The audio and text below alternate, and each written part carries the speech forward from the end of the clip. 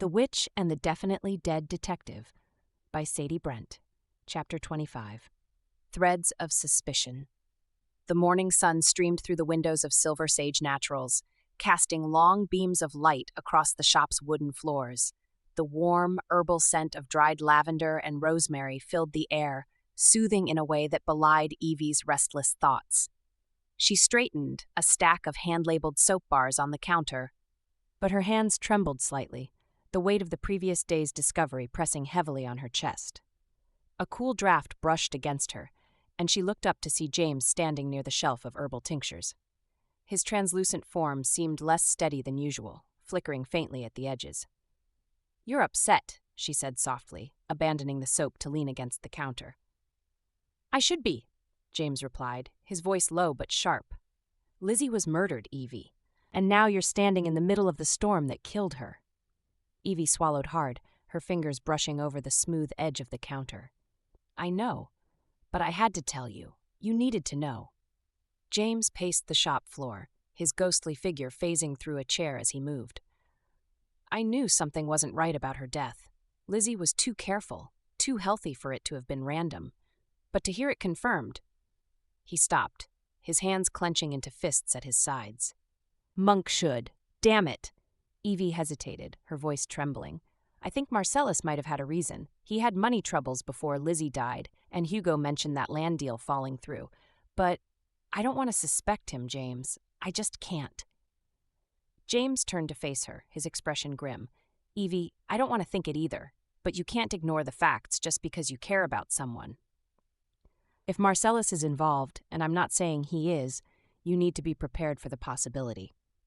Evie lowered her gaze, her heart aching. "What about Mabel? She has knowledge of plants, even if she isn't the skilled witch she pretends to be. She would have known Lizzie had something like monkshood in her greenhouse." James nodded slowly, though his frown deepened. "Mabel always had a grudge against Lizzie. Jealousy, maybe, or something more. It's not impossible."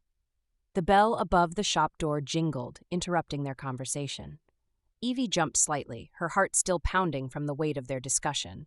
She looked up to see Al walking in, her bright smile and vibrant energy a stark contrast to the tension hanging in the air. "Morning, Evie," Al said, her red braids swinging as she approached the counter. She wore her stylish embroidered apron, her usual confidence radiating with every step. "Morning, Al," Evie replied, forcing a smile. "What brings you by?" "Soap," Al said with a grin, leaning on the counter. "That avocado soap you made last time? It's magic. My customers have been raving about it, and honestly, I need a stash for myself. Winter's brutal on my skin." Evie let out a soft laugh, grateful for the moment of normalcy. "I can whip up another batch for you. Give me a day or two." "You're a lifesaver," Al said, her eyes drifting over the shelves. "I keep telling everyone that Silver Sage is the best thing to happen to Stony Fork since Top of the Muffin started serving croissants." "Well, that's high praise," Evie said, chuckling.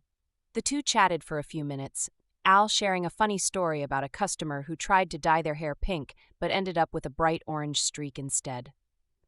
The warmth of their banter soothed some of Evie's frayed nerves, grounding her in the small-town charm she'd grown to love. "Oh, by the way," Al said, her tone turning more curious. "Did Mabel stop by here recently? She popped into the salon the other day, which is unusual for her. It seemed like she was looking for something." Evie's stomach tightened.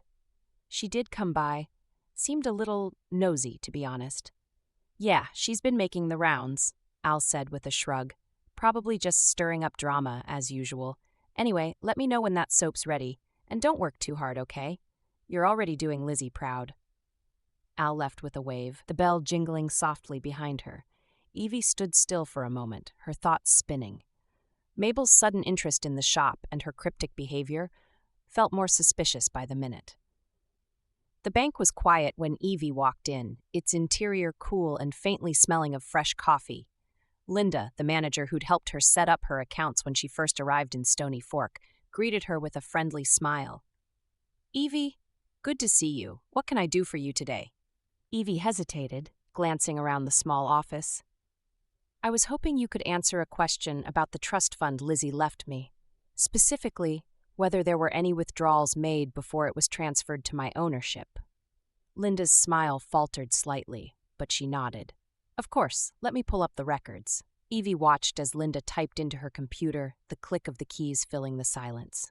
After a few moments, Linda turned the screen slightly, showing a list of transactions.